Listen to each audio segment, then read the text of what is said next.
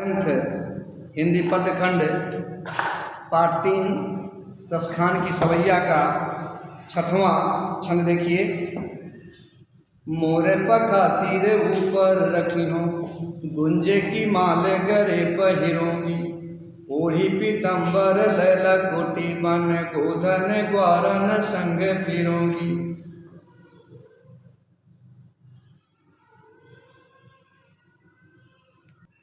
संग फिरोंगी भाव तो वह मेरो रस खान, सो तेरे कहे सब स्वांग करोगी।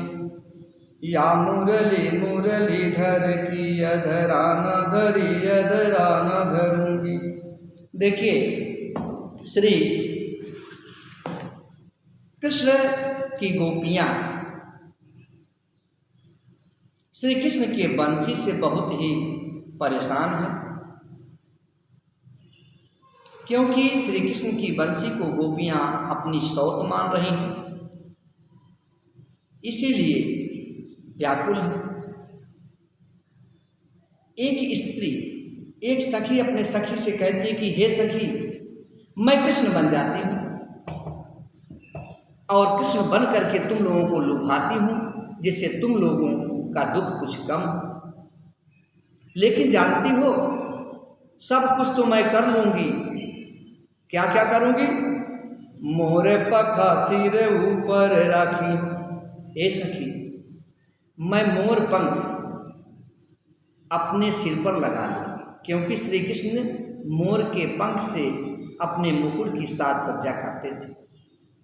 मैं कृष्ण बनूंगी तो अपने सिर में मोर पंख लगा लूँगी, गुंजे की माल गरे पहिरूंगी। और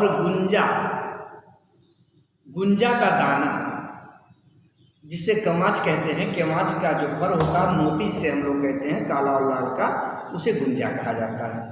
गुंजा की माला अपने गले में धारण कर लूँगी, क्योंकि श्री कृष्ण गुंजा का माला धारण करते थे। ओढ़ी पीताम्बर ओढ़ लूँगी, लैला कोटि लाठी ले लूँगी। बन गोधन ग्वारन संग करूँगी, और वन में गोधन गीत गाऊंगी, ग्वाल बालों के साथ दौड़ूंगी। जो जितना है मैं सब कुछ करूंगी। भाव तो वही मेरो रस खान। कबीर रसखान जी कहते हैं कि नायिका कहती है कि जो कुछ आप लोगों को अच्छा लगता है सब करूंगी। सो तेरे कहे सब स्वांग करूंगी। मैं तुम्हारे कहने से जितना भी नाटक करना होगा, जितना भी स्वांग रचना होगा, भड़ंग रचना होगा, मैं सब कुछ करूंगी।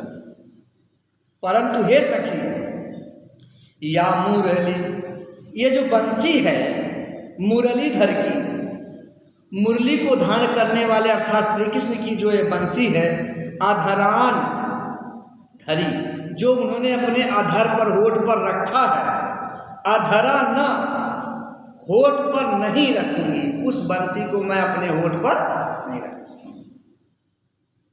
ए सखी,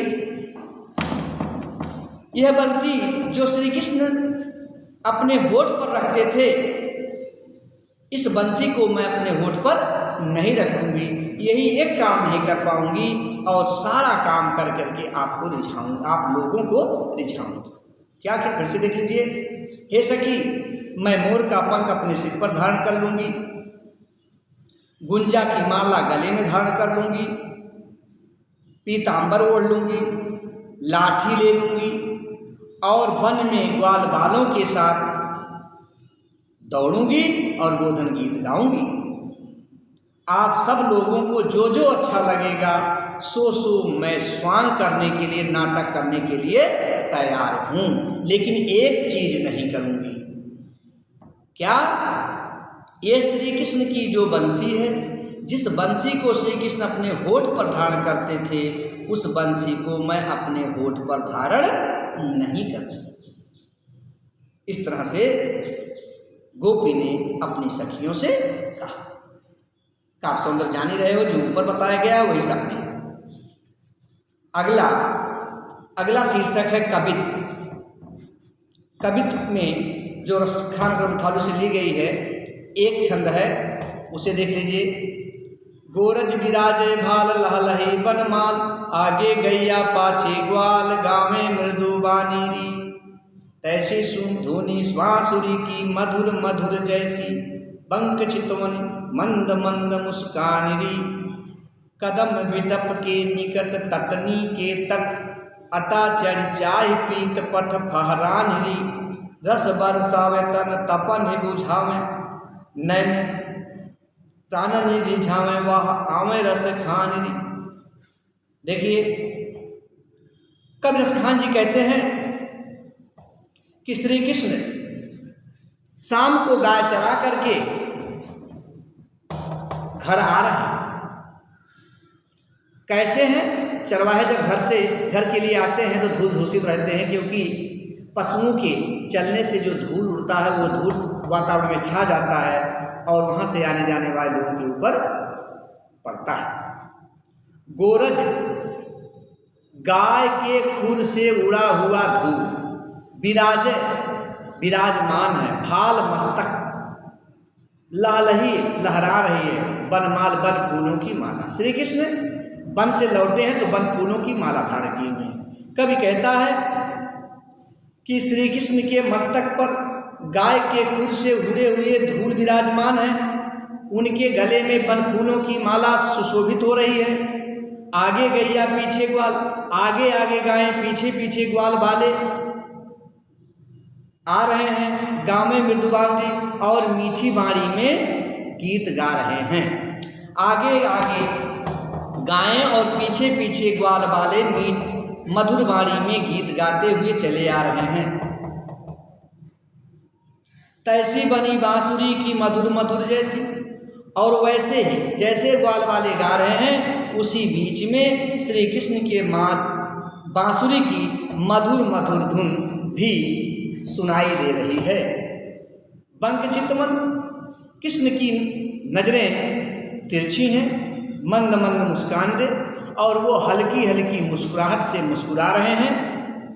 कदम बिटप के निकट, कदम वृक्ष के पास में, तटनी के तट, यमुना के किनारे। कदम वृक्ष के पास में यमुना के किनारे श्री कृष्ण तिरछे चितवन से मंद मंद मुस्कान से मधुर मधुर बांसुरी की आवाज सुना रहे हैं। अटा चढ़ चाय पीत पट फहरान दे, और अटारी पर चढ़ करके गोपियां देख रही हैं कि श्री कृष्ण के पीताम्बर भी उड़ रहे हैं। और क्या रस बरसा, और एक सखी अपने सखी से कहती है कि हे सखी रस बरसाना, देखो श्री कृष्ण रस की बारिश कर रहे हैं, तन तपन बुझावें, और उस रस के बरसात से शरीर के तपन दूर हो रहे हैं, शरीर की गर्मी दूर हो रही है। नैन बुझावें, नेत्रों को सुख मिल रहा है, प्राण रिझावें। और देखो श्री कृष्ण अपने बंसी की धुन से, अपने मनोहर चाल से, अपने साज सज्जा से लोगों के प्राण को प्रसन्न कर रहे हैं, खुश कर रहे हैं। और देखो आवे रस कांदे, वह देखो रस की खान श्री कृष्ण आ रहे हैं। इसे देखिए कवि रस खान जी कहते हैं श्री कृष्ण के मस्तक पर गायों के खुर से उड़े हुए धूल सुशोभित हो रहे हैं, वन फूलों की माला गले में लहरा रही है। आगे आगे गायें पीछे पीछे ग्वाल वाले मीठी मीठी बाणी में गाते हुए चले आ रहे हैं।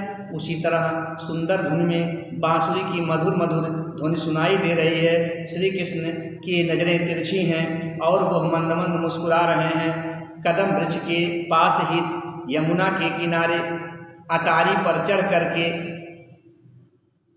गोपिकाएं देख रही हैं कि उनके पीताम्बर फहरा रहे हैं, और वो कहती हैं देखो रस बरस रहा है, और उस रस की बारिश से शरीर के तपन दूर हो रहे हैं और नेत्र सुख प्राप्त कर रहे हैं, और श्री कृष्ण लोगों के मन को प्रसन्न कर रहे हैं। और देखो इस तरह से सबको सुख पहुंचाते हुए श्री कृष्ण, रस बरसाते हुए श्री कृष्ण चले आ रहे हैं। यह भी ब्रजभाषा है, कभी तो छंद है, कभी सवैया छंद है, सब शक्ति लक्षणा व्यंजना है, माधुर्य गुण है। श्री कृष्ण के बाल स्वरूप, गाय चराने के बाल स्वरूप का वर्णन किया गया है। अनुप्रास अलंकार है, श्रेष्ठ अलंकार है। धन्यवाद। हाँ देखिए, क्लास 11th हिंदी पद्यखंड, दूसरा चैप्टर सूरदास का भ्रमर गीत का 6वां देखिए। यहाँ पर सूरदास अपने श्री कृष्ण को हारिल पक्षी के पैर में पड़ी रहने वाली लकड़ी के समान बता रहे हैं।